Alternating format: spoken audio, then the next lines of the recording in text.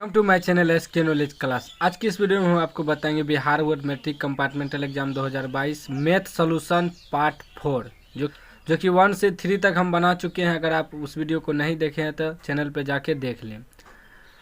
तो बहुत सारा लोग क्या करता है, ऑब्जेक्टिव का खाली आंसर बताता है, बस हल तो बताता नहीं है। तो ऐसे में विद्यार्थी कन्फ्यूज हो जाता है। तो हम हल लेके आते हैं आप लोग के लिए, हल करवाएंगे आपको, हल करेंगे आपके सामने। अगर चैनल पे नए है तो चैनल को सब्सक्राइब कर लीजिए और घंटी को दबा के ऑन कर लीजिए। देखिए क्वेश्चन है कि 17/24 का दशमलव प्रसार होगा। तो 17/24 का दशमलव प्रसार क्या होगा, तो कैसे हल करेंगे, करना क्या है, 17/24 24 का गुणनखंड कर देना है।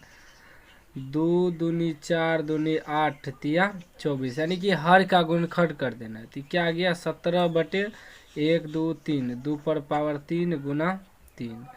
ई क्या हो जाएगा, ओ शांत हो जाएगा। क्या हो जाएगा, ओ शांत, यानी कि बी आंसर होगा। क्यों, क्योंकि यहाँ देखिए हर के गुणनखंड खंड में 2 और 3 है। चूंकि हर के गुणनखंड में 2 और 5, तो वह शांत होता है। ठीक, 2 और 5 रहे तब शांत होता है, या सिर्फ 2 रहे या सिर्फ 5 रहे तब भी शांत होगा। लेकिन 2 और उसके अलावा कुछ आ गया तो वो शांत।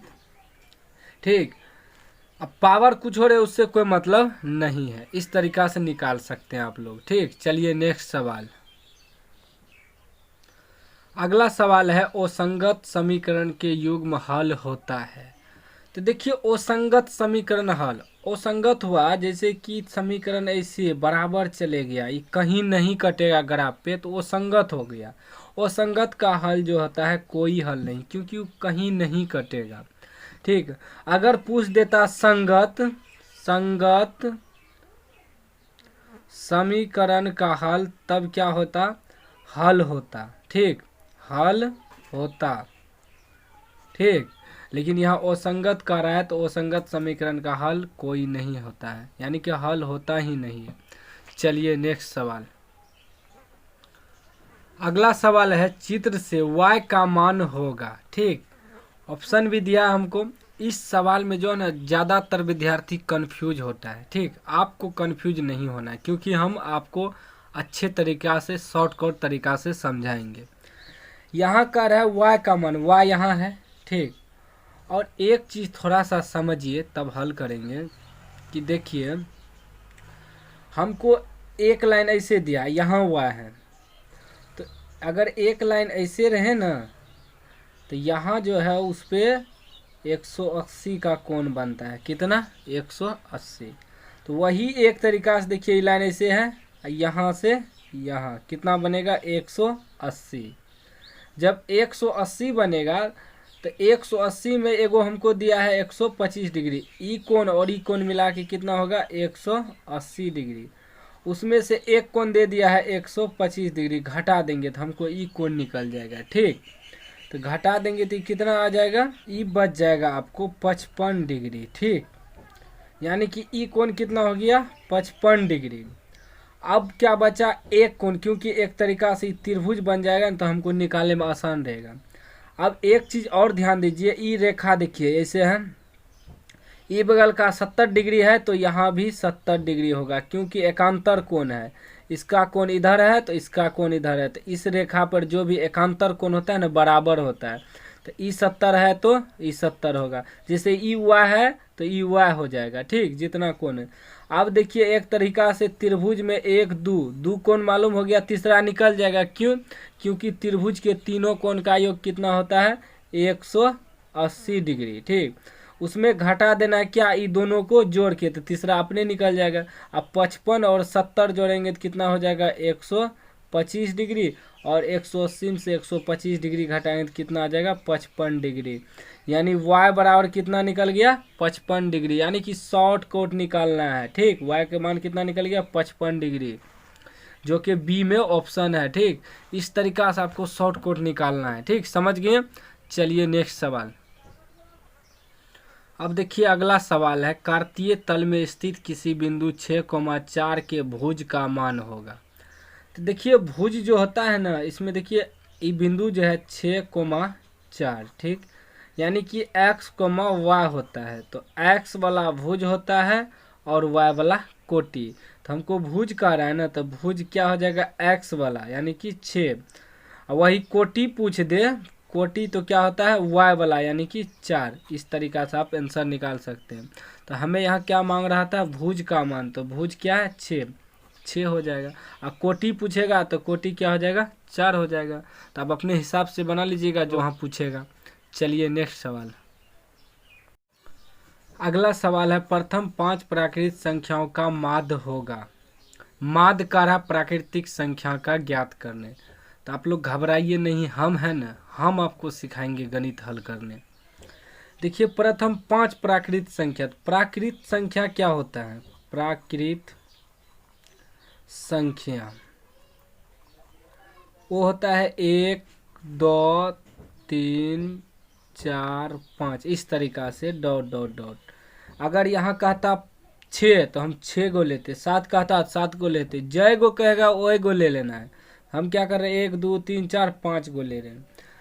तो माध्य का रहा निकालने, माध्य निकालने के लिए माध्य क्या करना, सबको जोड़ देना है, 1 जोड़ 2 जोड़ 3 जोड़ 4 जोड़ 5।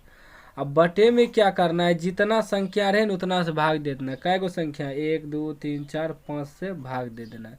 इस तरीका से माध्य निकालते हैं। अब इस सब को जोड़ देते हैं, 5 4 9 3 12 12 2 14 1 15 15 बटे 5 भाग दे देंगे, कितना आ जाएगा 3, जो कि ऑप्शन बी में है। इस तरीका से आप कोनो सवाल का माध्य निकाल सकते हैं। 10 प्राकृतिक संख्या, 20 प्राकृतिक संख्या, जितना भी दिया रहे ना सब निकाल सकते हैं आप। चलिए नेक्स्ट सवाल। अगला सवाल है, दो समरूप त्रिभुज की क्षेत्रफलों का अनुपात 64:25 है तो उनके संगत भुजाओं का अनुपात होगा। दो समरूप त्रिभुज है, ठीक, उसका क्षेत्रफल जो है, क्षेत्रफल का अनुपात दिया है 64:25। दो समरूप त्रिभुज का बात करें ना, तो डायरेक्ट अगर क्षेत्रफल दिया है, भुजा कह रहा है निकालने, तो क्या करना है डायरेक्ट रूट कर देना है दोनों पे। ठीक, शॉर्टकट है। 64 का वर्गमूल क्या आ जाएगा 8 और 25 का वर्गमूल 5। 8:5 भुजा निकल गया, जो कि सी में ऑप्शन है। इस तरीका से बनेगा आपको। क्षेत्रफल दिया रहे, भुजा निकालना है, रूट कर देगा। अगर भुजा ही दिया रहे, भुजा दिया रहे, कहेगा क्षेत्रफल निकाले, भुजा कुछ हो दे दे 3:2, क्षेत्रफल कह दे निकालने, तब क्या करेंगे कि स्क्वायर कर देंगे दोनों का।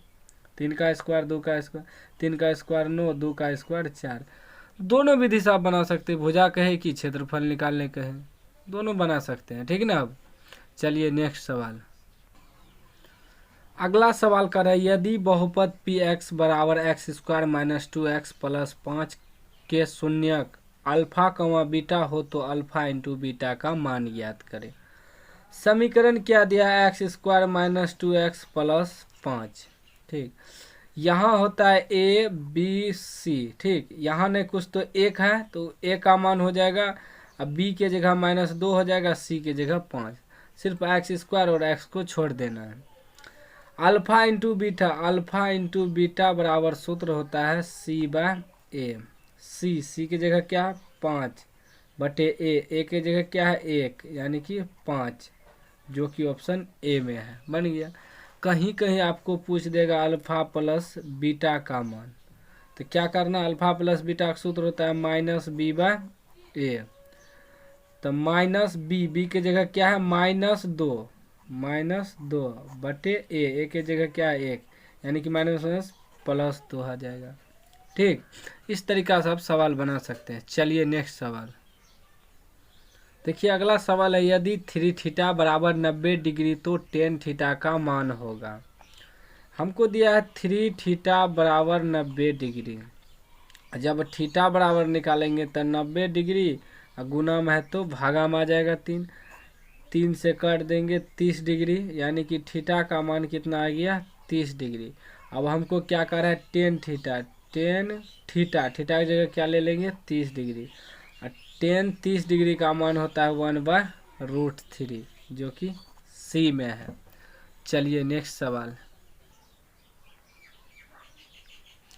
अब देखिए अगला सवाल है, यदि थीटा बराबर 45 डिग्री हो तो 10 square theta plus 1/sin² theta का मान होगा। देखिए कि 10 स्क्वायर थीटा, हमको थीटा बराबर कितना दिया 45 डिग्री, यहाँ बैठा देंगे 45 डिग्री, स्क्वायर है तो स्क्वायर लगा देना है, प्लस 1/sin² थीटा, थीटा की जगह क्या दिया है 45 डिग्री। ठीक, अब देखिए 10 45 का मान होता है 1 का स्क्वायर प्लस 1/sin 45 का मान होता है 1/√2, स्क्वायर है तो स्क्वायर लगा देंगे। अभी क्या हो जाएगा 1 का स्क्वायर 1 प्लस 1/1 का स्क्वायर 1 √2 का स्क्वायर 2। ठीक, अभी 2 ऊपर चले जाएगा, यानी कि 1 प्लस 2 ऊपर गया चले गया और 2 1 क्या आ जाएगा 3, जो कि ऑप्शन यहाँ 3 सी में दिया है। ठीक, चलिए नेक्स्ट सवाल। अगला सवाल है, द्विघात बहुपद x² प्लस 3x प्लस 2 के शून्यक होगा। शून्यक होगा यानी कि गुणनखंड भी कह सकते हैं। ठीक, या मूल निकाले, एक ही चीज है, गुणनखंड रहे मूल ज्ञात करे शून्यक निकाले, एक ही चीज है। दिया क्या है x² प्लस 3x प्लस 2, इतना बराबर क्या करेंगे 0 रख देंगे। अब हमको यहाँ ध्यान देना है कि दोनों को गुना करना है, तो यहाँ नहीं कुछ तो एक है 2 का 2x² आ गया। ठीक, अब ये 3 को ऐसे तोड़ना है कि गुना करने पे 2x² पुर जाए और जोड़ या घटा करके 3 पुर जाए। तो देखिए पुर जाएगा x² प्लस लिखेंगे 2x प्लस x, इसको तो उतार दिए, 3 को क्या लिखे 2x प्लस x, यानी कि आने कुछ तो एक है 2 1 3 हो जाएगा, अब प्लस 2, ये दोनों को उतार देना है, सिर्फ 3 को हम तोड़ दिए हैं बराबर 0। अभी दोनों में कॉमन लेना है, कॉमन वो चीज़ लेना है जो दोनों मिल रहा है। देखिए यहाँ x² है तो एगो x निकालनी है, बचा एगो x प्लस x निकल गया बचा 2। ठीक, प्लस ये दोनों में कुछ तो एक मिल रहा है, एक निकाल सकते हैं x प्लस 2 बराबर 0, एक निकालने से फर्क कुछ होने पड़ता है। तो ये एगो बाहर वाला लिखेंगे x प्लस 1 एगो कॉमन वाला हमसे कोनो एगो लिख लेंगे x प्लस 2 बराबर 0। अब क्या करना है x प्लस 1 बराबर 0 और x बराबर -1 हो जाएगा, x प्लस 2 बराबर 0 और x बराबर प्लस है तो -2, यानी कि x का मान निकल गया -1, -2, जो कि ऑप्शन ए में है। ठीक, इस तरीका से आपको बनाना है। चलिए नेक्स्ट सवाल। अगला सवाल है, sec² थीटा बटे 1 प्लस cot² थीटा बराबर है। देखिए sec² थीटा बटे 1 प्लस cot² थीटा बराबर का है, निकाल ले। सेक को लिख सकते हैं हम 1/cos² थीटा बटे 1 प्लस कोट को लिख सकते हैं हम cos² थीटा बटे sin² थीटा। ठीक, अब देखिए कि 1/cos² थीटा बटे यहाँ साइन लघुत्तम आ जाएगा तो ये हो जाएगा sin² theta plus cos² theta बटे sin² थीटा। ठीक, अब ध्यान से समझिएगा 1/cos² थीटा बटे sin² theta plus cos² theta का मान होता है 1 बटे sin² थीटा। अब देखिए 1/cos² थीटा गुना में लाएंगे साइन ऊपर चले जाएगा बटे 1, तो साइन का sin² थीटा बटे cos² थीटा। साइन बटे कोस क्या होता है tan थीटा, तो स्क्वायर है तो स्क्वायर tan² थीटा, जो कि ऑप्शन यहाँ डी में है। इस तरीका से आपको बनाना है। आज की वीडियो में बस इतना ही। फिर लेकर आएंगे हम नेक्स्ट पार्ट। चैनल को सब्सक्राइब कर लीजिए और घंटी को दबा कर ऑल कर लीजिए। और भी किसी सब्जेक्ट का क्वेश्चन आंसर चाहिए तो हमें कमेंट में बताइए, हम आपके लिए ज़रूर लेके आएंगे।